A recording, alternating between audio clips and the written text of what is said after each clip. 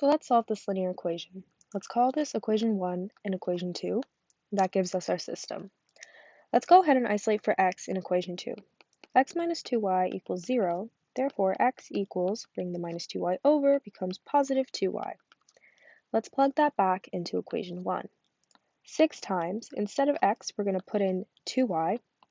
2y plus 3y equals 5. And now we can solve for y since our whole equation is in terms of y. 12y plus 3y equals 5. Let's add the like terms. 12 plus 3 is 15. Y equals 5. Y equals 5 over 15. Y equals, simplify this fraction into 1 over 3. Now that we have y equals 1 over 3, we can plug that back into equation 2. X minus 2y equals 0. X minus 2 times 1 over 3 equals 0. X minus 2 over 3 equals 0. X equals 2 over 3.